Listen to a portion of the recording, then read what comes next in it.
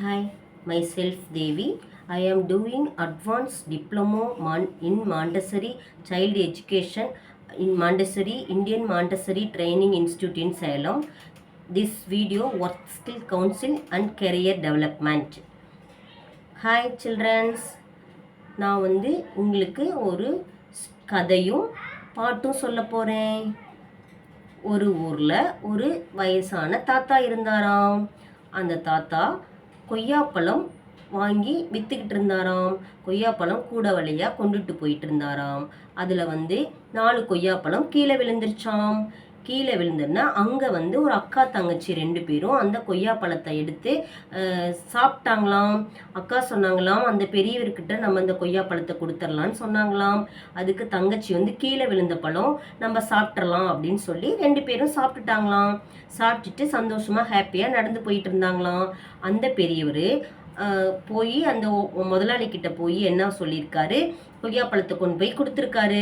அவரு எடையை போட்டு பார்த்துட்டு, நான் 10 கிலோ கொய்யாப்பழம் கொடுத்தேன், ஆனால் இப்போ 9.5 கிலோ கொய்யாப்பழம் தான் இருக்கு, 1/2 கிலோ கொய்யாப்பழத்தை காணோம். நீங்க என்ன பண்ணுனீங்க, சாப்பிட்டீங்களா இல்லை ஏதாவது திருடி வச்சுக்கிட்டீங்களா அப்படின்னு சொல்லி அவங்க முதலாளி தாத்தாவை திட்டிட்டு இருந்திருக்காரு. தாத்தா ரொம்ப மனவேதனையில ரொம்ப அமைதியா அப்படியே சோகமா நின்றுக்கிட்டு அவங்க முதலாளி திட்டுறதை கேட்டுட்டு இருந்திருக்காரு.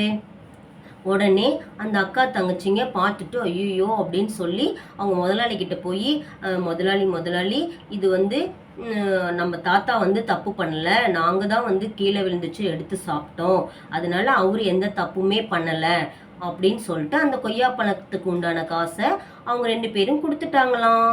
கொடுத்ததுக்கு அப்புறம் ரொம்ப சாரி அப்படின்னு சொல்லிட்டு வந்திருக்காங்க. உடனே அவங்க அக்கா கேட்டிருக்காங்க, நீ ஏன் தப்பை ஒத்துக்கிட்ட அப்படின்னு சொல்லி அவங்க தங்கச்சி கிட்ட கேட்டிருக்காங்க. அதுக்கு அவங்க தங்கச்சி சொல்லியிருக்காங்க, இல்லக்கா நம்ம தப்பு பண்ணிட்டோம், அது அவரை ரொம்ப பாதிச்சிருச்சு, அவரை பாரு எவ்வளோ அவங்க முதலாளி திட்டுறாரு, நம்ம செஞ்ச தப்புக்கு அவங்க ரொம்ப பாதிச்சிட்டாங்க, அதனால அது ரொம்ப தப்பு இல்லையா, நம்ம செஞ்ச தப்பை நம்ம ஒத்துக்கிறது தானே கரெக்டு அப்படின்னு சொல்லி அவங்க தங்கச்சி சொல்லியிருக்காங்க.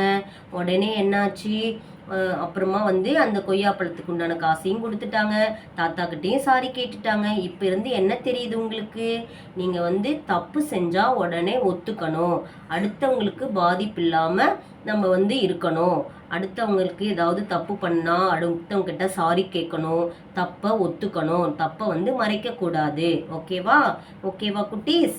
Okay, very good.